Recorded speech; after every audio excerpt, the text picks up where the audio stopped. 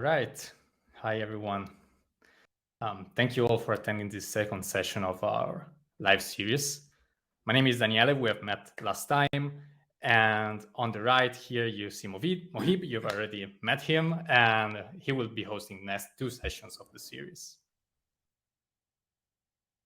So as you know, if you were with us last time, we have seen how to build a basic video conferencing application. Okay, we had a list of participants in the room. We had buttons for muting and unmuting, changing device, and so on. The main goal of today is to add room preview capabilities on top of that. So you will be able to see a preview of what's inside a video room before joining it. In particular, we are first going to have a recap of what we did last time.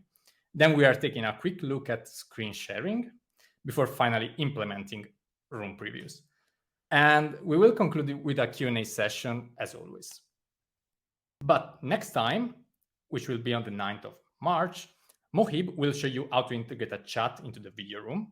So, and make sure you don't miss that one. And finally, on March 23rd, Mohib will show you how to add dynamic layouts to the room and how to assign layout roles to users. First, let's have a very short recap of what we did last time. If you remember, first of all, we needed a way of obtaining a token which would allow us to enter a specific room. Like a receptionist with a key, we had a server that would provide us this token. So we made a post request to a specific endpoint in our server. You see here that we used Axios, a library, a JavaScript library, to make a request to the public/video token endpoint on our server. So yeah, we made a post request to this endpoint on our server, which was public/video token. And we specified some parameters to get this token. We specified a username and a room name. Then the server would give us back a token. With the token in our pocket, we could then instantiate a room session object. We did this in a file which was called video.js. And here we specified which was the token to use. And we specified a root element, which is where we wanted the video stream to be displayed in the page. It was just a reference to an HTML element. After that, we could subscribe to a few events using this room session object. For example, we subscribed to room.joined. Now, room.joined fires as soon as we join the room. So we use that event to do things like initializing the list of members in the room, etc. Then after we had subscribed to all the events we were interested in, we could finally join the room. And this line here is the one which initializes the video communication. Now, in case you didn't manage to finish the application last time, don't worry, because today we'll give everyone a link with all those features already implemented, so that we can all start from the same code base. Okay. So this was the recap of the code of the most important code that we wrote, and this was what we built. So we had, you can see here, we had a video stream. On the right, we had a list of participants and a series of buttons at the bottom. We focused in particular on the one for muting and unmuting your own video and to switch camera device. Then we didn't focus much on it, we just used it. But this was our login form, okay? And this is similar to how most video conferencing tools work, right? You choose your name, you enter the name of a room, and then you join. Sure, okay, nowadays most tools, if you're logged in, will use the name of your account instead of asking you again. And the name of the room is perhaps, I don't know, embedded in the link that you received from whoever created the meeting. That's fair, but think about it. That's the self-same underlying paradigm. You have the address for a room and you jump directly into it. It works great. And frankly, that's how it should work for a lot of use cases. But what if we wanted to do something more ambitious? What if we wanted to recreate the experience of walking into one of those beautiful offices with glass walls? At that point, we could just see and pick the room that we would like to join. And this is precisely what room previews allow us to do. Here in this video, you see a rough example. You can see that the login form has been replaced by a visual list of rooms. You click one of those boxes, you enter that room. And this is what we are going to build today. Let's go technical. You may remember from last time that a typical SignalWire application is made by three parts. We had a browser client on the right, then your server in the middle, and on the left, you had SignalWire servers. What we saw was that your server could decide whether or not to give you, the user, a token for any given room. Now, room previews are video segments that get recorded periodically from the video stream of a room. And this is disabled by default. To enable it, there are several ways. One way is to ask for it when your server requests the first token from SignalWire. In this example, we are requesting a token for the user Daniele, you see username Daniele, for room A, and with room previews enabled. You see the flag. Now at this point, the token that you get will allow you to enter a room which will support room previews. And then the token is sent back to the client. The question now is, how do we access the previews? We have enabled the previews, but how do we access them? Remember, your server has complete access to all the resources in your SignalWire space. What we can do is ask SignalWire for the list of active rooms, which will give us back an array like this with an item for each of the active rooms. And you see here some properties inside this array. And if room previews are enabled, you get the URL of the video preview. So this is the URL which will contain our video preview of the room. And this video will be refreshed every 30 seconds or so. So the URL will remain the same, but the content will be replaced every 30 seconds. You may have noticed something. You may have noticed that all the arrows that so far started from right to left and then went back. A request was initiated by the client or by our server, and it reached SignalWire, and then the reply went back to the source.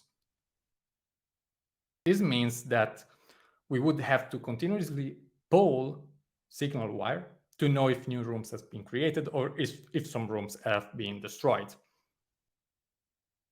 However, what I didn't talk about are some additional APIs that you can use for real-time monitoring of events. In this case, it is SignalWire that will initiate a message to your server when something happens. You can then establish a connection to the browser, for example, using Socket.io, to forward the event to the clients.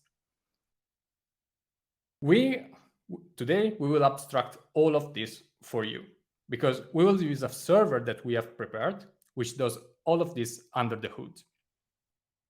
We will just need to connect to a specific endpoint, and that's it. We're going to see this in a minute. But first, why don't we do some warm-up? And what a better warm-up than screen sharing. Now, last time we didn't actually implement screen sharing. If you remember, if you went ahead and tried the button, it didn't work. So let's warm up by adding this into our room first. And after that, we will go straight to making room previews. Okay, let's go to the code.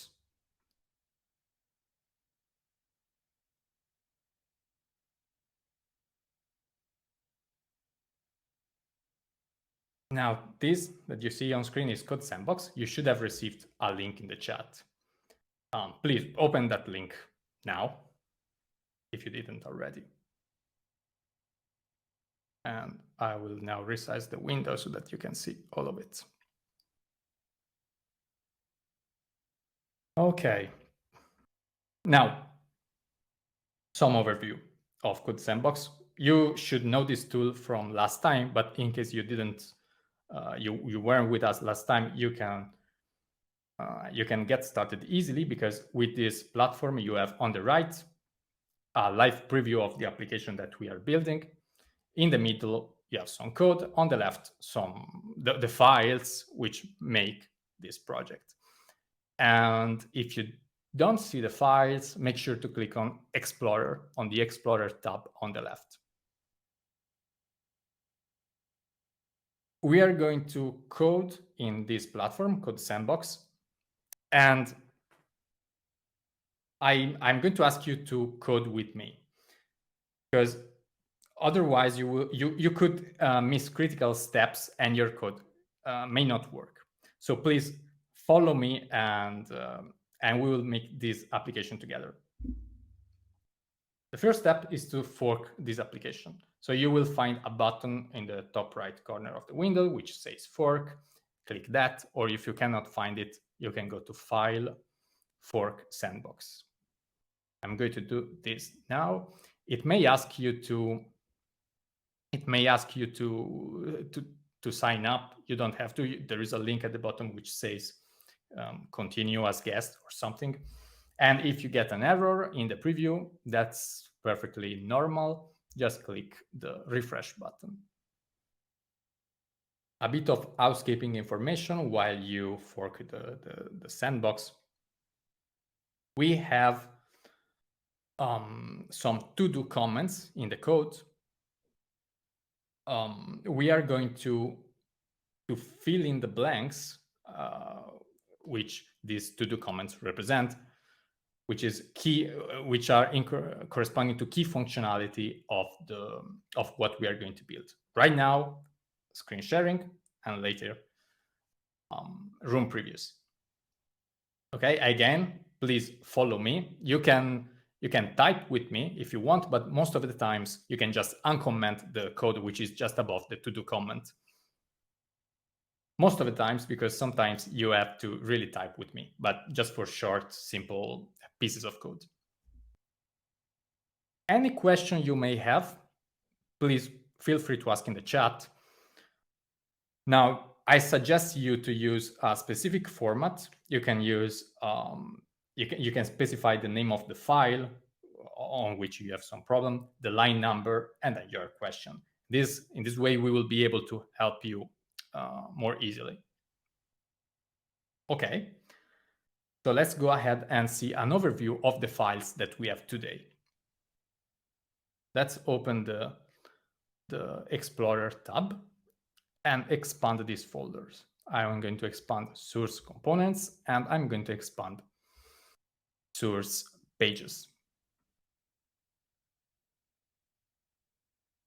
We have several files that we're interested in. We're interested in code.js. This is the page. I will show you what this is. I'm going to enter a name here, a name of the room. I'm going to write LIVEWire. So what you see here, as soon as this connects, here we are. What you see here is in call.js. It is the page which contains the main controls and the list of participants and the video. So if you click on screen share, right now it does nothing. We are going to implement this. I'm going to leave here, and so don't write anything for now. Just follow me. I will go to explore.js and I will show you. Sorry, I'm going to incall.js and I will show you where this button is defined. The blue screen sharing button. It is defined right here. You see that it is a web component. It is called screen share button, and it takes as a parameter a room session. This room session is the object that we created last time, is the object that allows you to call methods like video mute on it. It represents our current room session that we have joined. So if I go to see the implementation of screen share button, and please come see this with me, please open the file in source components share screen button.js. Because this is where the implementation of that button lives. Now, if you are there, you will see several things. You will see that this is our React component. If you remember, this application was built using React. And here is the room session parameter that we have seen just a few seconds ago. We have some state variables. This will hold some state. Basically, when we start a screen sharing using the SyncronWire SDK, we get back an object, and this object allows us to, for example, to stop the screen sharing later on. And we want to store this object in a state variable. And you see here in the template of this component a button with an event handler for the click event. Now, this button, you can click it once to share the screen, and you can click it again to stop sharing. So what we want to do here is we are going to see whether we already have a screen sharing object saved into the state. If we do, we need to stop the sharing. If we don't, we need to start it. And here on line 10, you see an if condition, which just says, if screen share object is undefined, so we don't have yet a screen sharing which is active, we need to start it. And how do we do that? Now, please, you have to type with me. There is no code to uncomment here yet. And we're going to write this. We're going to save in the SC variable the screen sharing object that we get. We're going to use await because we are going to make an asynchronous call. And we say room session, which is the parameter that we get from the outside, dot start screen. And this is all we need to start the screen sharing. Yes, it's one line, all we need. But we still have the else condition of this if. And in the else condition, we need to stop this sharing. How do we stop the sharing? Well, you see here, there is the to do on line 18. And after that, we have some code that you can just uncomment, or if you prefer, you can type it with me. I'm going to type it. We have a reference which was saved in a screen share object. If you know React, you know why. If you don't know React, don't worry. Trust me, in screen share object, we have this SC object, thanks to this function set to screen object. And we're going to say screen share object dot leave. Okay, so if there was already a screen share object, we call the method live on it. Now you can save the file. So make sure you have saved the file. And if you want, you can try it. There is just one thing that you need to pay attention to is that Code Sandbox doesn't actually allow screen sharing. So just see what I'm doing. I'm going to copy this link here, and I'm going to show you what we have done. I'm trying to join a new room now.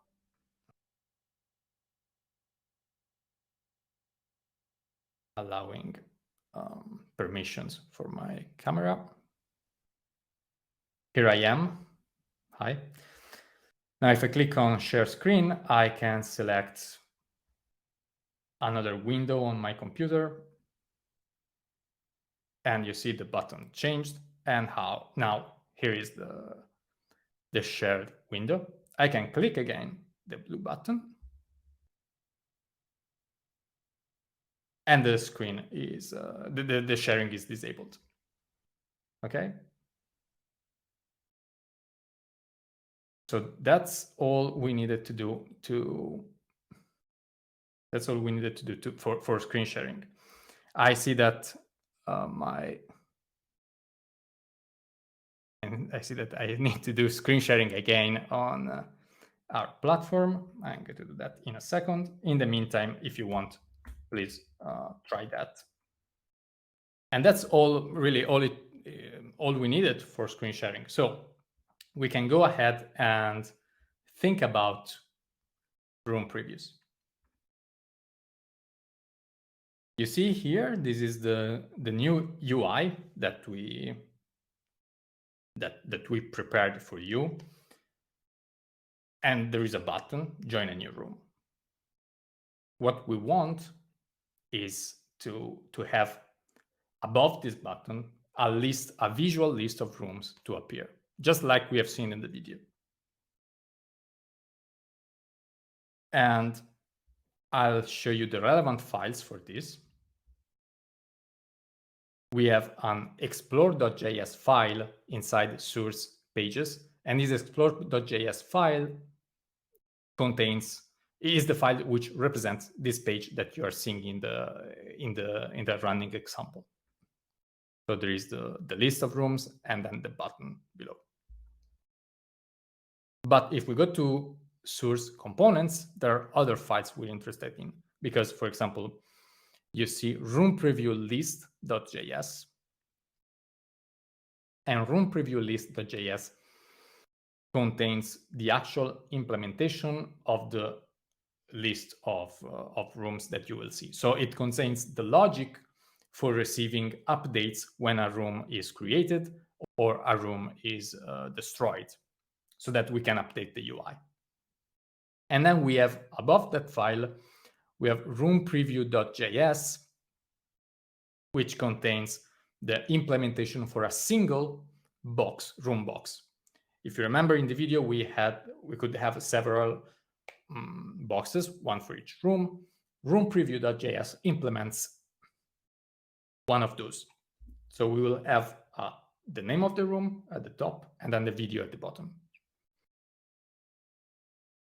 Final file that we need to touch for room previews is video.js.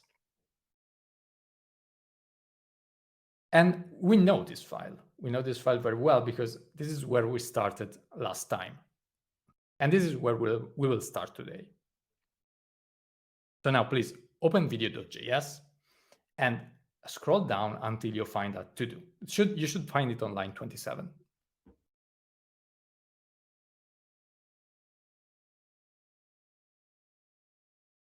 Now, I guess you are all on line 27 inside video.js.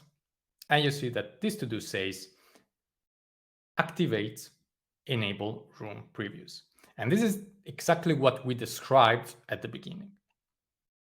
We need to get a token which enables room previews.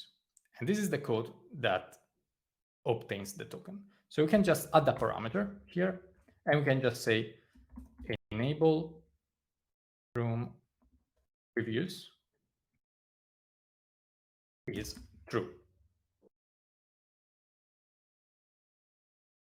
I'll give you some time to write this.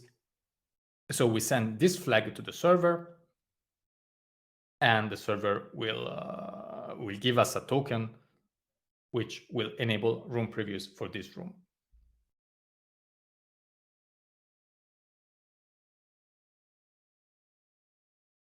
After that, we can go to, we can save first before we forget, and we can go to room preview list.js. And now here comes the interesting part. This is where the actual connection logic, the real-time connection logic happens.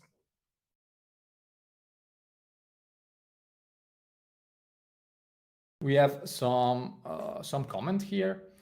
Now, I don't know if you are familiar with Socket.io, but this is a technique. It is a software that we use, a library that we use for establishing a real-time connection with a server. And here we are on line 23. We are instantiating a socket, Socket.io connection. And we are emitting a message which basically says, get me the relevant messages for the rooms. Don't worry about this. This is something that we have prepared for you. What we want to do now is to get some notifications whenever a room is created or destroyed. You see below here, there is a to-do on line 26. We need to subscribe to the room's updated event. So let's subscribe to this event. To do this, we can do socket.on, and we specify the name of the message, stated, and then an event handler. And event handler will take as a parameter an object which we will call rooms, and we'll do something. Now, I want to show you what is inside this object that we receive and when we receive it. So I'm going to print something in the console. You can wait for now. I'm going to show it to you, and then we will keep writing this. But I just want to show you what happens now. I will say console.log message received, and then after that I will print the message rooms. This is the message that we received from the server. I'm going to save this, and I'm going to refresh here and open the console. Now, you see here that we received a message which is empty. So I'm going to clear this console. What I'm going to do now is something that you won't see, but I'm just going to connect to a room within a different browser window. And my goal, if everything works, we will get a message in the console which will say, there is a new room. So give me some time to connect. I am joining a new room now in a different tab. And you see, a new message appeared. And this message says, there are several messages, and they contain, let me stop this. These messages contain a field which is called room sessions. And inside this field, we find a list of room sessions. Now it's empty again because I left that other room, but here in the previous message, you could see that I joined a room called LIVEWire. Another thing that you can see, and this gets, okay, is additional properties of the room, including a preview URL. And this is the preview URL I was talking to you about, is the URL of the video preview. Let's go back to our code.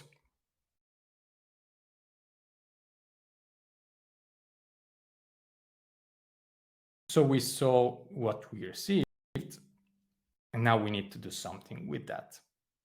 We received a list of active rooms. We need to save them somewhere. So now please write with me, or feel free to uncomment the code below if you want. We're just going to say if rooms dot the internal key was room. So if there is such property, we can store the list of rooms in a state variable. Set room list rooms dot room sessions.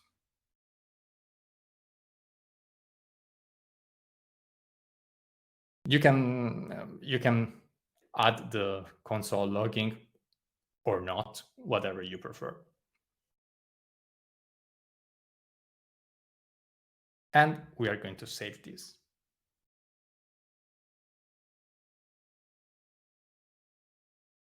I'm going to reload this, and let's get back to the code. Now we have updated the state, but we still need to update the UI, right? So you can scroll below and you can go online. Well, here it's on line 58. You can just find the next to do. What we need to do here is update the template of this component. Again, for context, right now we are changing the component which is responsible for rendering a list of rooms. So we got the list of rooms, we need to render it.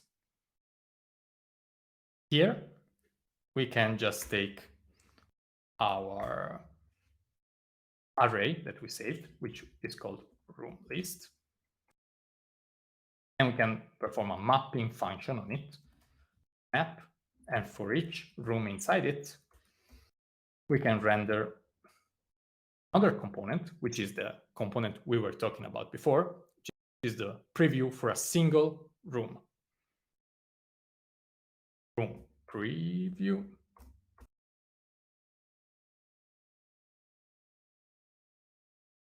And we give some parameters to this component. We give it a key, a unique key, which will be the ID of the room. We will give it the room object.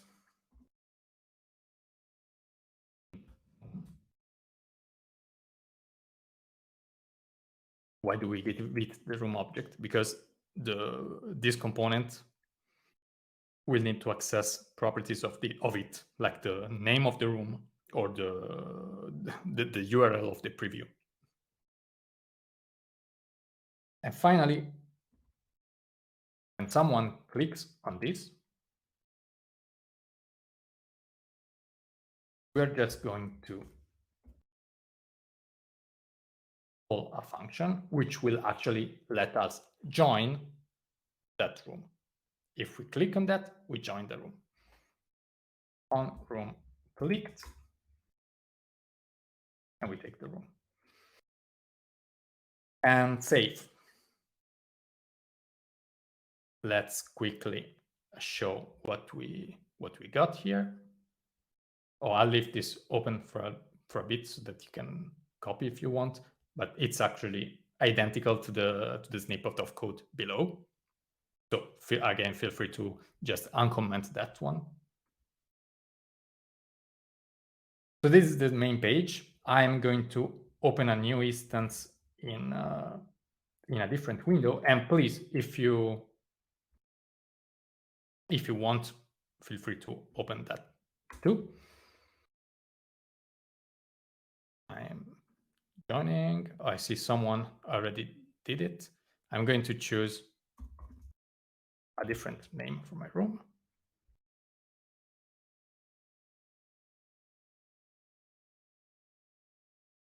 And you see, no, my room hasn't appeared yet, but you see someone else here, which said LiveWire, but something was missing. So a room correctly appeared, but something was missing. And what was missing was the video, the actual video.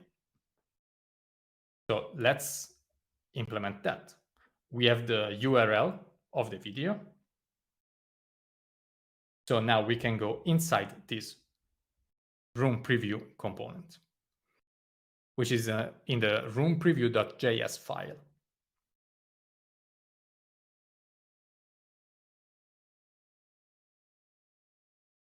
So let's all go to room preview.js.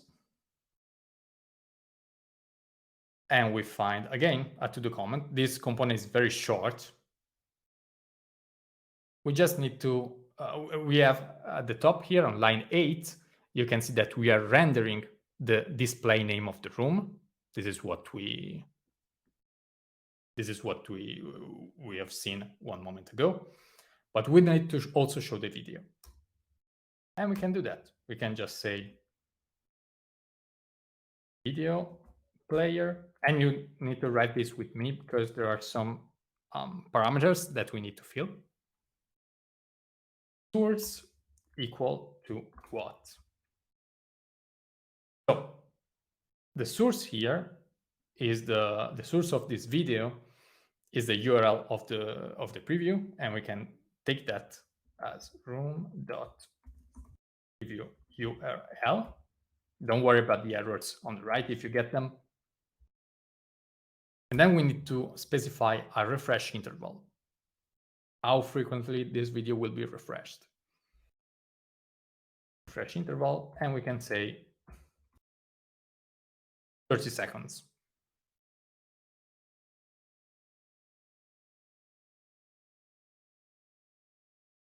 Okay.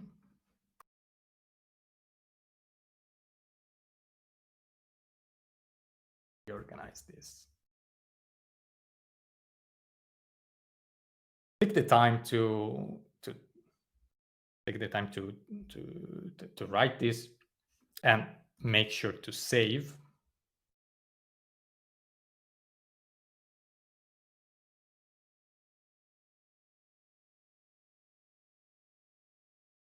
Okay. And in a moment, we are going to see what happens. Let me expand here the demo on the right. I'm going to reload the page here. And I'm going to join from another tab. Again, please, you can join too if you want.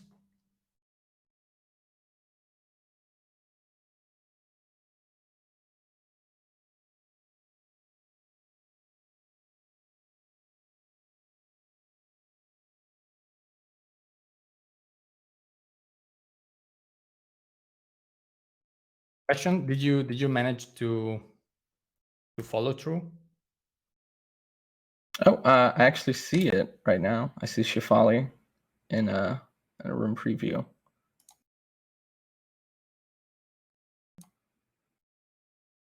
There you go. Yeah, it looks like it works because, of course, like this code sandbox is, we're all using the same server. So yeah, that's exactly what we were expecting. Mm-hmm. And you see the video from the room. Mm-hmm.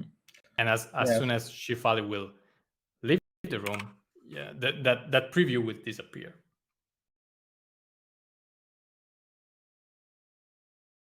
That might just because it's in the window.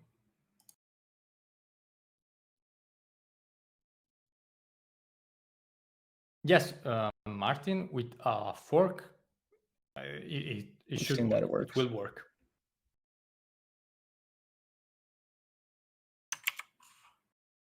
But anyway, you will all receive the final code, the complete application, and you can run it either on Code Sandbox or on your own computer. So you will be able to try this without the variables about the live coding session. You will get a fully working implementation afterwards. Mm-hmm. Yeah, it looks like it may just be a backend issue right now, and of course, right? Yeah, I mean that's we'll the usual demo effect.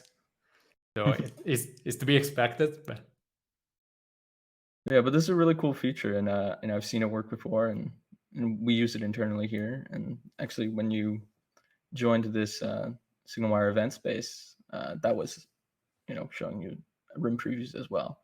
So it's one of our favorite features here. We use it all the time to find each other and kind of debug. Yeah, it's really nice, and it's cool that you can build it yourself using the SDK.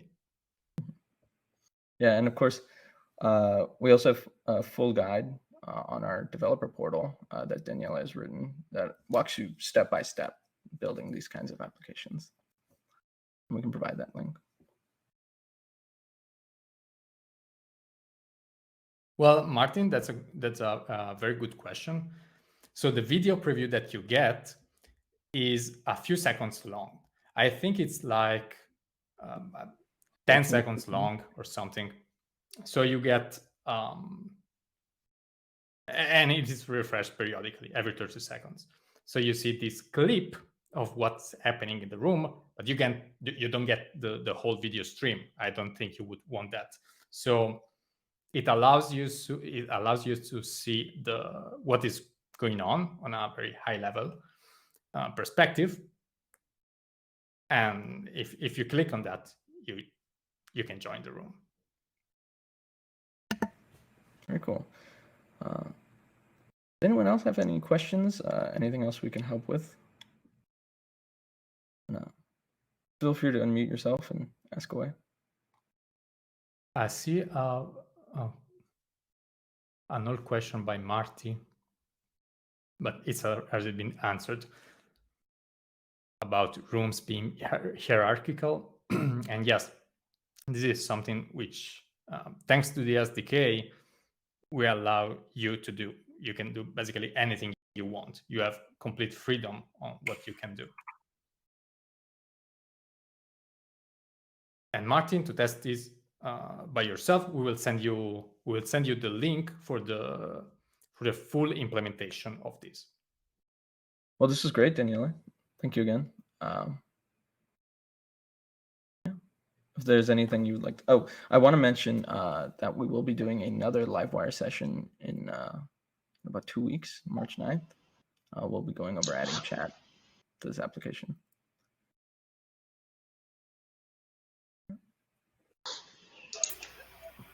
I have one more question. I'm curious about the WebSocket subscribing to public messages thing that you guys were talking about. You said that it's already taken care of on the back end for this example, but if we were to write our own, is there a guide for how to go about yes, we have to... guides in our developer portal, so you can refer to those, and it really involves using an SDK which is called real-time SDK, which you can use on any Node.js server. And this SDK basically gives you real-time events of what's happening in or out of SignalWire rooms. For example, when people join a room, you get events. When a room is created, you get events, and so on. And so if you use this data to feed Socket.io connection, you get basically real-time control on real-time information and control on what is going on. Yes, and I've actually dropped a link to one of those guides that Danielle has written about making a Zoom clone with our SignalWire video APIs. So that walks through making the back end and piecing out the front end and how that all interacts with our API. What was used in building this example as well.